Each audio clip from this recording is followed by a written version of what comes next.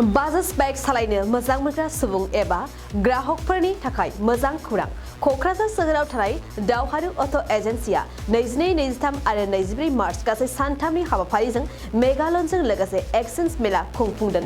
नंगौ, बे मेगालनजों लोगोसे एक्सचेन्ज मेलायाव बायग्रा सुबुंफ्रा एसेल' बिबांनि रां होग्रोनानै गाव गावनि लुबैनाय बाइकखौ बायनो हागोन। बे सानथामनि गेजेराव नोंथांमोना क'क्राझार सोहोरनि साखाथियाव थानाय बडलेण्ड गेस्ट हाउस साखाथियाव खुंफुंजानाय मेगालनजों लोगोसे एक्सचेन्ज मेलायाव फैनानै बाजाजनि बाइकखौ लांफैनो हागोन।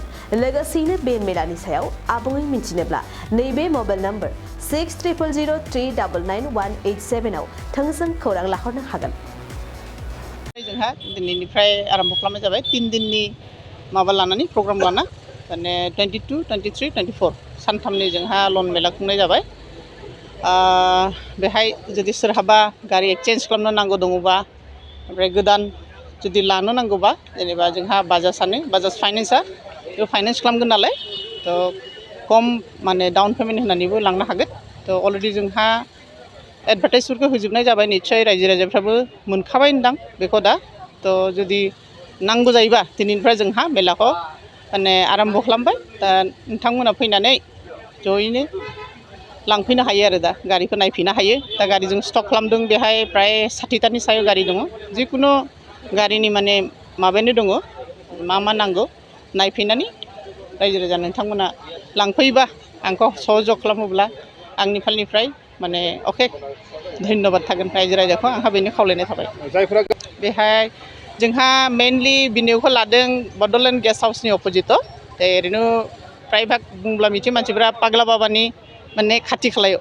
थ' फैबानो नुगोन जे जोंहा बेनार सेनार लागायनाय जादों अलरेडि आरो मोनसे पान्डाल खालामनाय जादों बेहाय लामा सेरनो। थ' गेस्ट हाउसनि मेनलि गेस्ट हाउस बडलेण्ड गेस्ट हाउसनि अपोजिटआव फैबानो मोनफैगोन आरो बेखौ माने दा दंखाजोबो जोंनिया इन्सुरेन्सनि गासै मानसिफोर दंजोबखायो, बिसोरजों रायज्लायफैबानो जाजोबगोन आरो बेयो। बेयाव बिभिन्न टाइपनि लन मेला खालायदों बाहाय। बे माने अफारा गारिनि हिसाबै एप्लिकेबल जागोन।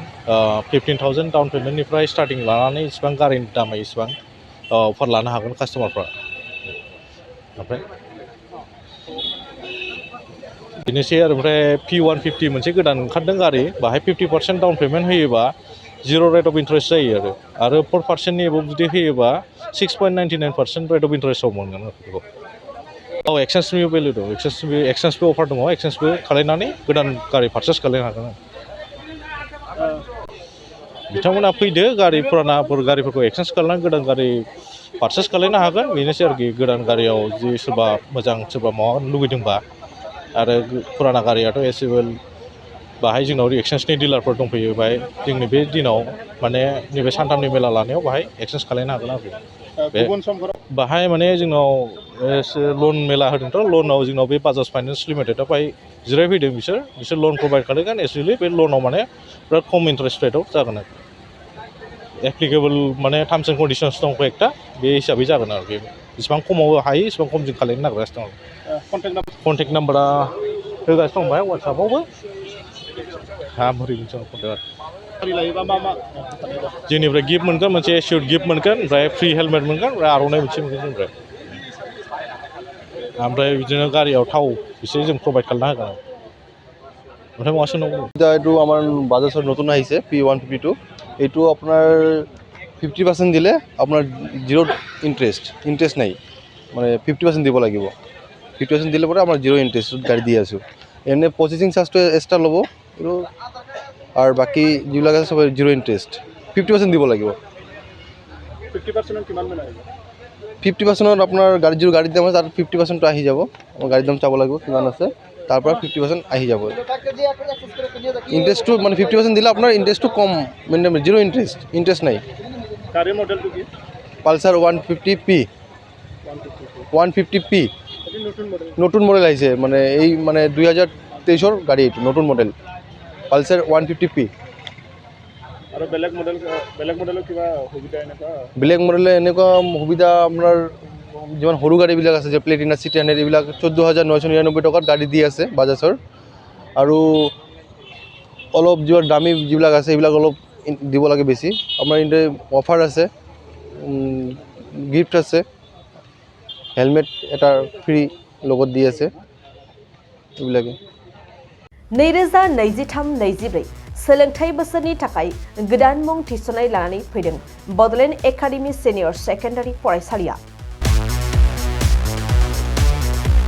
क'क्राझार जिल्लानि तिनिआलियाव थानाय बर' बिजोंनि बड'लेण्ड एकाडेमि सिनियर सेकेन्डारि फरायसालिया दायो केजिनिफ्राय 9 थाखोसिमनि गोदान मुं थिसननायखौ लागासिनो बड'लेण्ड एकाडेमि सिनियर सेकेन्डारि फरायसालियाव गुनगोनां सोलोंथाइ होनायजों लोगोसेयैनो नोंथांमोना बे फरायसालियाव थानाय जानायनि हस्टेल खाबुखौ मोननो हागोन बेजों लोगोसेयैनो बे फरायसालियाव एक्सट्रा टिउसन आरो इंलिश स्पिकिं कर्सखौबो फरायसाफोरनो होनाय जायो गोसो गोनां फरायसाफोरा मुं थिसननायखौ बाङाय बेसेनावनो मोननो हागोन बेनिखायनो बड'लेण्ड एकाडेमि सिनियर सेकेन्डारि फरायसालियाव फरायसा एबा नोंथांमोनहा मुं थिसननायनि बागै मिन्थिनोब्ला नैबे मबाइल नम्बर 9101488399 नङाब्ला थोंजों फरायसालियाव थांनानै खौरां लाहैनो हागोन